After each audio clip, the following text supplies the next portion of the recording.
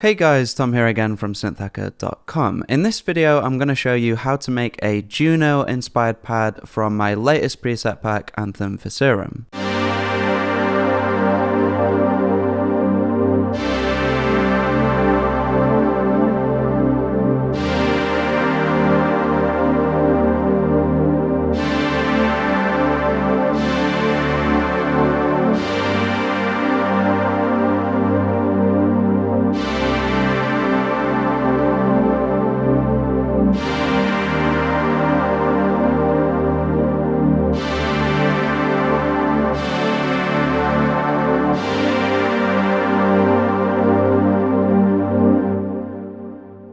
So we're going to start with a saw wave from the JUNO wavetable and also set our unison amount to 5.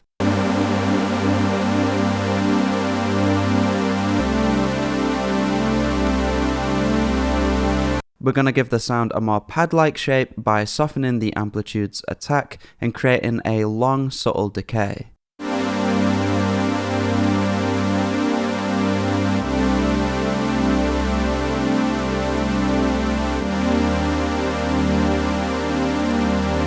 To fill out the frequency range, let's duplicate our oscillator and pitch it up an octave.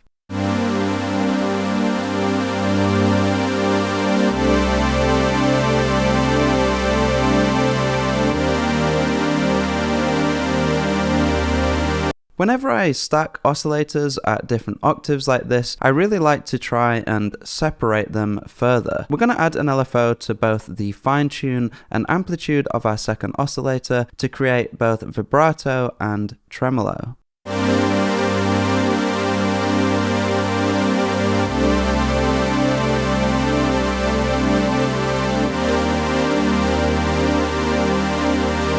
One way to add to the evolving texture of the pad would be to automate the rate at which our vibrato takes place. To achieve this, we'll first set up another LFO with a 2-bar decaying envelope. Then, in the modulation matrix, we can set this LFO as a source and choose LFO1's rate as a destination. Now when we play a chord, the vibrato will start out very quick, slowing down over the duration of the sound.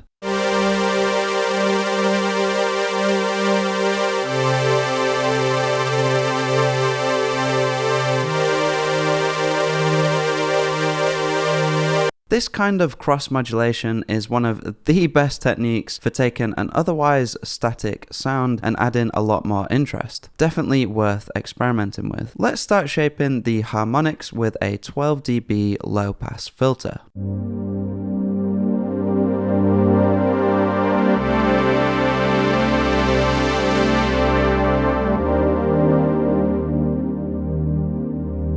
Again, to add some movement, we're going to use a very slow decaying envelope to modulate the cutoff frequency.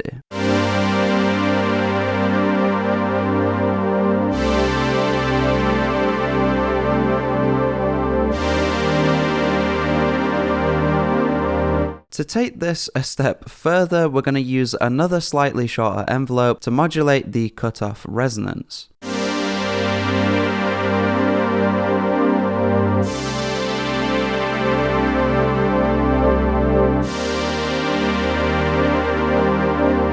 As you can probably hear by now, all of these independent modulation sources add up to create a more complex, evolving sound. Jumping into the effects, let's start out with a simple high-pass EQ to give us a little more control over the low end.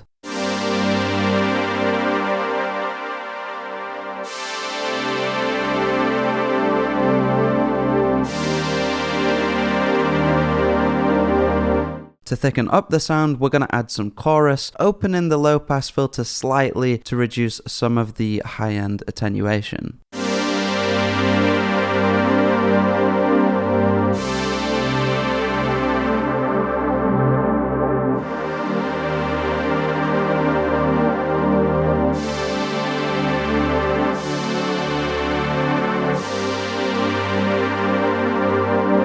To give the pad a sense of space, we're also going to add some reverb, bringing down the decay slightly for a more clean transition between chords.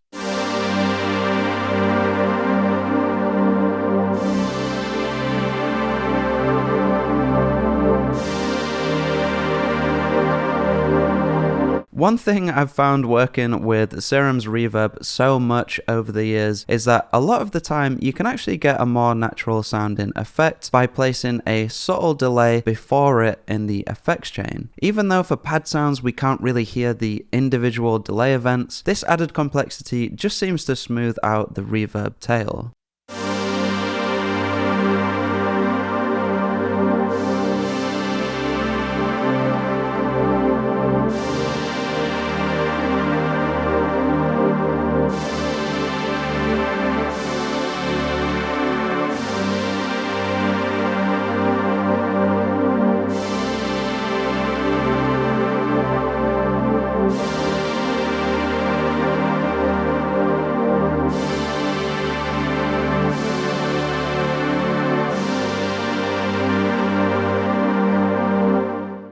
So there we have it. Hopefully you took away some useful pad design tips to use in your own patches. If you want to help support these videos and get your hands on some quality synth presets, head on over to synthhacker.com or click the link in the description. That's all for this one though, guys. As always, thanks a lot for watching, and I'll see you in the next video.